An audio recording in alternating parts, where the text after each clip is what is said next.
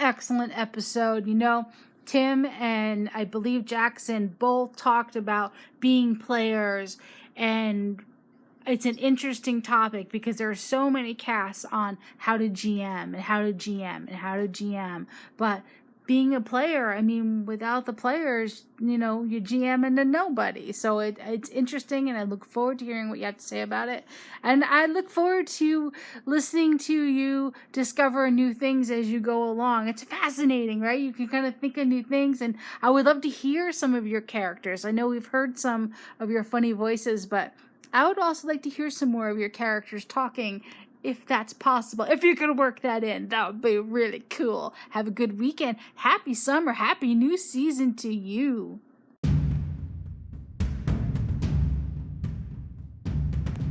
Hello, I'm Colin Green, and you are listening to Spike Pit, episode 161.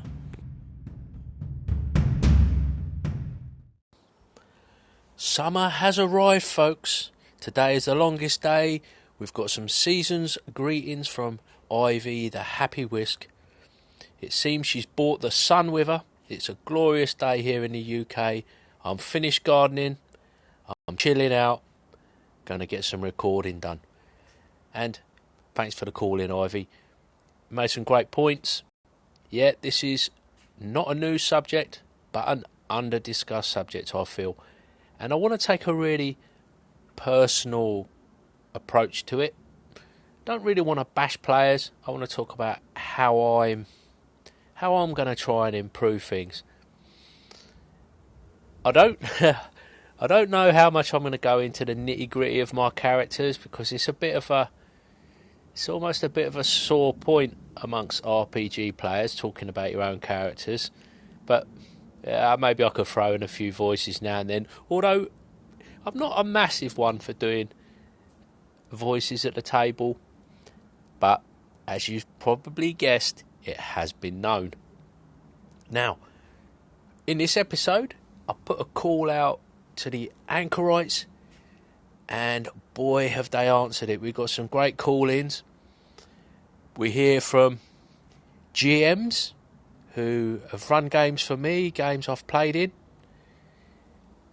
guys who do a lot of GMing themselves, and legendary anchorites who do a lot of GMing themselves when they're not podcasting. So it's quite a mixed bag, but I think you're going to like it. I'm going to kick it off with one aspect of being a player that I think is kind of important, and I enjoy doing, really, and that is placing my faith and trust in the person running the game, whatever title you want to give them. It allows me to sit back a little bit from the nitty-gritty, the crunch of the game. If the GM is struggling and it's a system I understand and they're looking for some guidance, then I'll pipe up. But in general, I prefer not to get too much into the nitty-gritty of rules when I'm playing a game. Before, maybe get some clarification, maybe some emails, go backwards and forwards, or if there's time at the end of a session, if there's something I haven't understood, maybe a short discussion to clarify then. But I don't really like to see a session devolve into a rules discussion, and I'm not sure many people do, but it can happen. I think certain games are a little bit more prone to that, but I think as a player, let the GM, or, you know, as is commonly known, referee or judge, let them run the game. Just chill out. It's a game. Let them run the game. Because I think this is the player's responsibility. They don't have to have all these rules sorted out the minute something arises. Most GMs will happily discuss this after, but I think it's not fair on the GM and it's not fair on the players to do too much of this stuff in game. Some people are very particular about not wanting to break the immersion, and I can understand that. I'm a little bit like that, but I'm not fanatical about it. But I don't find it fun, and I think there's a lot of players out there who don't find it fun. When you want to play the game, you get drawn into some long, tedious debate. So put some trust in your GM, and if you don't trust your GM, why play in their game? All right, everybody has a bad day, but you're not doing anyone any favours to keep sort of either second guessing or contradicting the GM, their rulings or their interpretations of the rules. I've got a pretty strong opinion on that. I've had sessions spoiled. Wow, desirable player qualities. Where do I begin? I think I'm going to have to Jackson this one. Firstly, a desirable player quality is a player who brings the GM's favorite snacks and beverage, of course. And in all seriousness, I think a very desirable player quality is a player who actively participates in the game. And I don't necessarily mean not being distracted and paying attention to when it's their turn and what's going on in the session. I'm really talking about adding to the narrative, being part of the story. Frank T of Frank T's Liner Notes, legendary anchorite #1. And yeah, man, we don't have a lot of snacks in our face-to-face sessions, but that's not to say we don't have any. Quite often, RFED will bust out some sweets. It's always popular with the kids and certain players who manage to trough a whole load of those. I tend to refrain. Got to watch the figure. Yeah, staying this Adonis-like and athletic is not always an easy task. Anyways, I digress. But yeah, contribution to the narrative. This is something I want to dial up. My characters going forward, I'm going to delve into the settings all the more deeper. And one of the things I'm not going to do is I'm not going to have that player character that's got no family, parents were killed, all this. I've talked about it before, actually, but in John Large's last game, I had a great time role-playing my character, and we had some interactions. I had some interactions with John, who was playing my father in the story, and that was just a blast. So that's something I'm going to learn from, take forward into my future games, and bring that kind of the family story perhaps into some of the sessions. And this isn't something that is one of those things that DMs fear, the big backstory, the 3 or 4 pages of waffle that some players will produce, kind of expecting the GM to work it into their game. I would discourage that. But this thing I had was emergent play, and that's how I like it. Hey, Spike Pit, good episode. I think you are mining a rich subject here. A lot of advice for GMs, not nearly so much for players. So yeah, let's bring that to the forefront and start hearing about how to make us better players. I knew when I played in the Hobbs BF Basic Fantasy experiment, he made it a point that he wanted his players to be proactive and not just sort of sit back and hear the situation and react to it. So that was a game, I think, that was going to be bringing forth asking more from their players, and there probably needs to be more of that out there to make it a more playable, better game for us. But then on another note, you mentioned having all the extra rule books around. If you've got books that you're not able to play, I totally understand that. It's like having the shelves of dice that you'll never get to use either. I'm in the same boat, but great show. Thanks for calling in, Larry Haught, patron of Spike Pit, one of the pit crew over on the Spike Pit Patreon.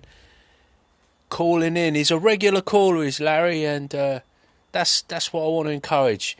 You know, anybody out there, don't be shy. If you've got something to say, call into Spike Pit. We'll get you on. And where I can, I'll work it into a relevant episode and kind of keep this conversation going, or whatever the theme is, move it on, get a discussion. That's what I want. And Larry chipping in there. Yep, talking about Jason, Mr. Hobbs and his Calmata. He likes players to use their initiative. He wants proactive players, same as everybody else. And, I think that really suits his style of play. He likes to kind of sit back a little bit as a GM, let the players do their thing, and let them come to him, and then respond accordingly. Is that an old school thing? Maybe. Is it a Jason thing? Definitely. RFED here, calling in with regards to the new episode about better players, or becoming a better player. I think, or I hope, that all players would strive to be a better role player, and contribute more to the game and be involved in the game more and help the GM out as much as possible. I try to do that to my best capabilities, but with regards to important things for being a better player, obviously I think it's been touched on before, knowing the system enough to play your character, or knowing what your character in particular or your class can do, is obviously a big one. A number of times I find myself trying to help out other players around the table that don't know their characters very well. Just to continue where I left off, knowing your character or your class certainly makes a massive difference. But with regards to yourself being a better player, I can see that being a bit more difficult just because of the amount of different systems you're playing at the moment. I don't know if you've got all the rule sets. I know that they're more readily available on drive-through and things as PDFs. Some of the systems are free, but I don't know if a lot of people would want to buy all those systems just to play a few games online. So maybe that is a bit of an issue with people playing multiple systems and not wanting to purchase the rules, whereas a GM or someone that likes the GM may be more inclined to have the rules and learn the rules. Okay, my final call in on this, hopefully, for this section, but I do think it's a great topic and I hope it carries on for many more episodes and get more feedback from other people. In the old days we used to, as kids, all GM and take it in turns, but we all played one system really. We was all playing D&D, so we all knew the rules, and there was slight variations maybe, but we all used one system, we all used the same character classes, we all had the rule books, we'd all invested in bits and pieces that we shared. So I think it was just easier to know the system better, and I think it made us better players. There's a lot more variety out there now, and I think everyone wants to play different things just to see what's out there and enjoy the variety. Cheers. So there's RFED. That's my brother, Darren. For you, those of you who don't know, he's in my face-to-face group. We play on a Tuesday. Sometimes he's the DM, sometimes I'm the DM. So this business of improving as a player is a subject close to his heart, and I think that comes across in his messages, urging folks to call in and add to the conversation. And he's touching on a few things there. Admittedly, I'm involved in quite a few different systems at the moment. Last episode I said I'm playing more RPGs than I ever have done in my life. I talked about the investment that's potentially required. Yep, for a few games, online might not be worth it. But the systems I'm really concerned about, I'm trying to get a little bit more system mastery in, are these campaigns that are a little bit more long running. I think we're approaching 12 or so sessions of Ash, a couple of sessions in on the One Ring now. I'll play some BX with Jason Hobbs, and I'm obviously pretty au fait. That system got multiple sets of rules for that. 5e, pretty familiar with that. Got the books. A new one, John Large has thrown us a bit of a curveball just the other day, in fact. I was getting all geared up for some Lamentations, got the player's handbook, read through it, thought it was a nice little system, but some other members of the group had decided that they would rather play Castles and Crusades, so I've got to do a little bit of dodging about now to get my head around that one, because I want to have a bit of an understanding before I turn up next week for session 0. Got a few things in mind, possibly some kind of urban ranger, a rogue, or what was the other one? Rogue, urban ranger. Oh yeah, or maybe I might have a go at being a bard. So that's fine. It has meant I've got a copy of Lamentations now, which I was looking for an excuse to pull the trigger on, albeit the excuse has fallen through, but it is a nice book nonetheless, and I'm going to take away some of the downtime rules out of there for my ongoing campaigns. Yeah, so what else did RFED talk about? I can't actually recall. So, what I'm going to say is, I've got a few comments about RFED as a player. Now, RFED is one of these fellows. He's quite a sort of serious type of chap and takes his responsibilities to heart. So, he's a good player. If you want someone to kind of keep a note of things like the treasure, maybe do the mapping, he quite often plays support type characters like clerics and healers. He's kind of normally, he's not a prima donna. He'll take a bit of a backseat and perform a supporting role when everybody else is maybe hogging the limelight a little bit. And these players are valuable. Also, he's providing the venue, takes an active role in organising sessions and kind of maintaining communications between various players and all that sort of supporting stuff, as well as when he's GMing, trying out new stuff, playing new systems, and I guess what you'd say is kind of a team player. So this is something that I don't think gets talked about a lot. Some of the callers who are going to appear later in the show touch on some of this stuff, but I just thought it was worth bringing out and emphasising this point that you do want a good kind of sort of some good solid characters that will take on some of the administration and support roles when you're trying to keep a group together and run a game. So that's RFED, and unfortunately he's already in a game and is not available for hire. Hey Colin, it's Che, just responding to you. As a GM, what do I expect or want from my players? The big thing is engagement. What I mean is, when you come to the table, you're ready to play, and you want to play, and you're going to stay focused on the playing and the game, and not digress. I love a bit of social time before it, but there comes a time when it has to switch off. engagement in the sense of between games, I am really energized if players are talking to each other about the game. And I don't necessarily need them to be talking to me, but I kind of need to see that they're talking to each other. It's an encouragement. And then finally on engagement is like engaging with the ideas that I am bringing to the game as much as the expectations and the ideas that the players want to bring. There you go. Just my 2 penneth. Now that's an interesting one, Che.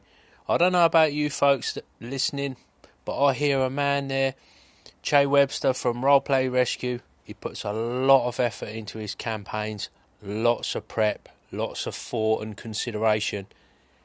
And it doesn't always sound like that is reciprocated in the circles he moves in. I can hear almost an appeal that, yeah, players, bring your ideas, bring your creativity, but don't ride roughshod over your GM's ideas. You know, they've crafted a world, perhaps. They've got pretty honed ideas about how that world works.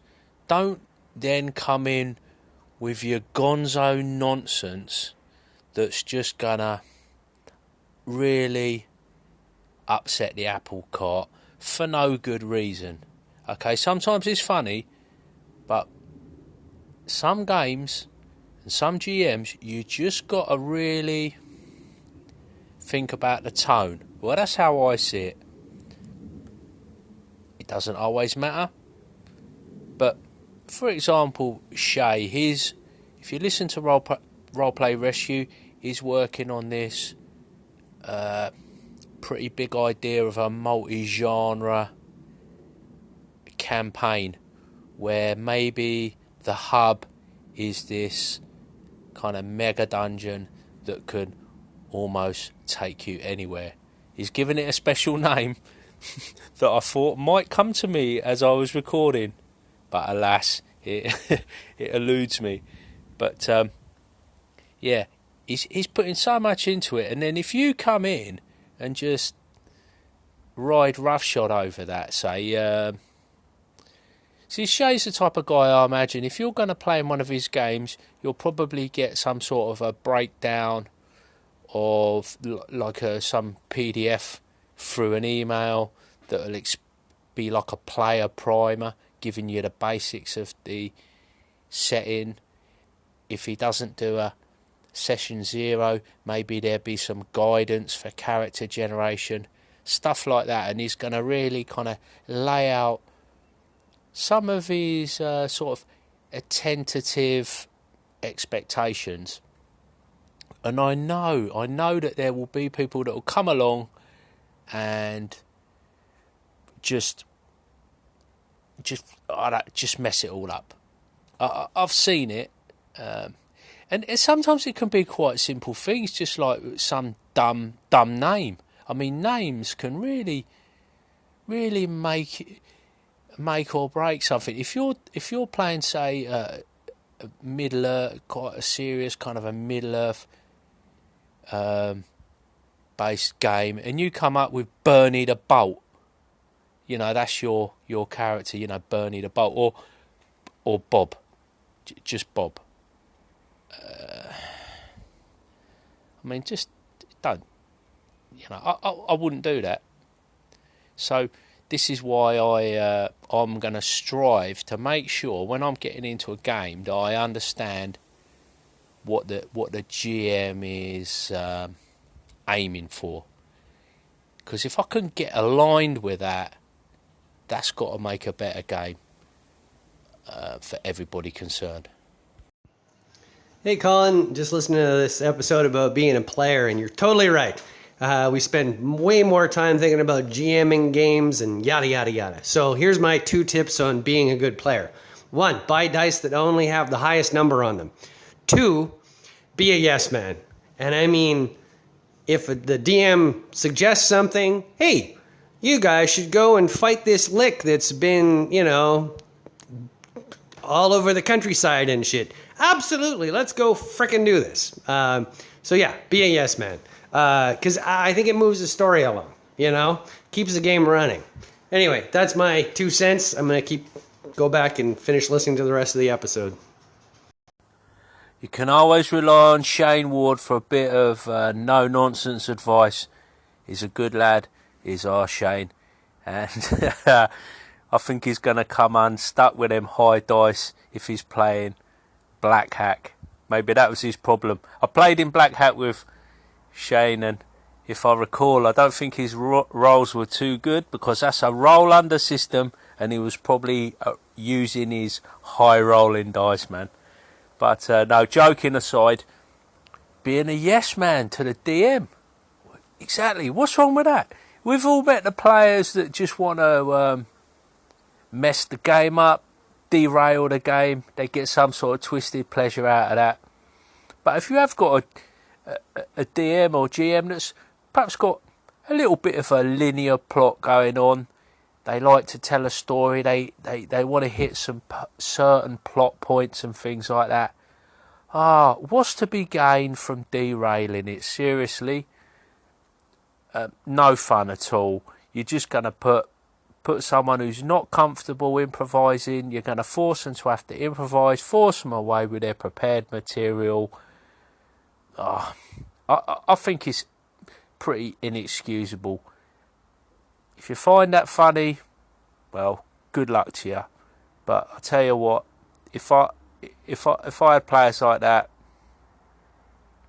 it wouldn't be long before I just said, you know what, you guys, you want to do what you like, then you run a game and I'll play, because who wants to sit down at a table and just be messed about? Yeah, yes man for the DM. I know it sounds kind of, yeah, why? But yeah, move the game along, have some fun, and remember, the DM's there to have fun as well. Don't ruin his day. Why would you do that? In fact, just listening back to that, I can think of a recent example. Our Tuesday game, we got a DM. He's not the most experienced. He's run a few sessions now, but he's still quite reliant on bought-in material. He's running 5e, and I'm not sure I've always provided the best example of how to do things. My thinking has changed. He started out playing 5e with us, getting on for 3 years ago, and he'd played a little bit of 4e before that. And the last session we played, admittedly, it was a pretty straight kind of railroad. We were apprehended as a party, as is often the way. Overwhelming numbers, resistance was futile, and yeah, there's a little part of you that maybe wants to rebel against it, but you know, he's just trying to do something. And whilst it's maybe not ideal, what he was trying to do is he's trying to get us down to Waterdeep so that he can run the Dragon Heist scenario. And to metagame it, we all know that. And what he was trying to do was link some encounters and link a bit of story in to transition us down to there. Probably, if it was me, I would have perhaps just said to the players, this is what I want to do,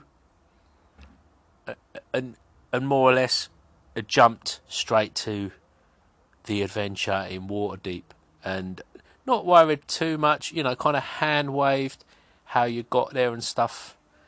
But I think he's trying to work in some of the storylines that he's got going, and yeah, it's a railroad, and that's not my favourite thing, but at the end of the day, it was still fun. We had fun, a little bit of exploration.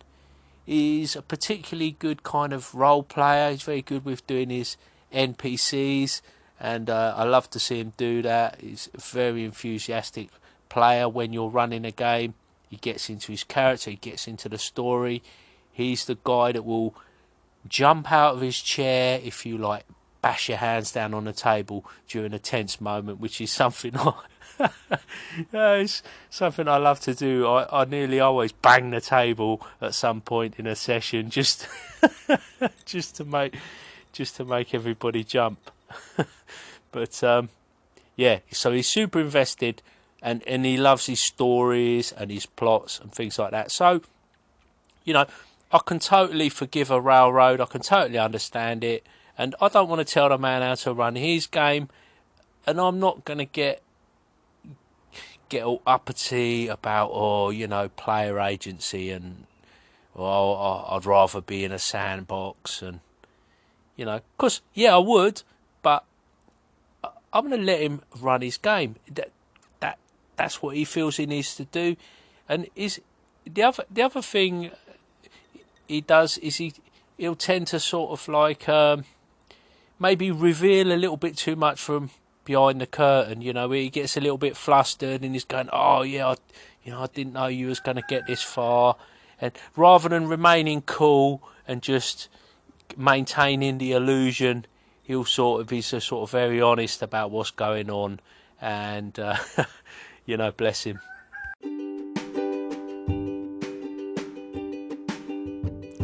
And there you go. I've waffled on way longer than intended. I'm going to have to draw this to a close, truncate this episode.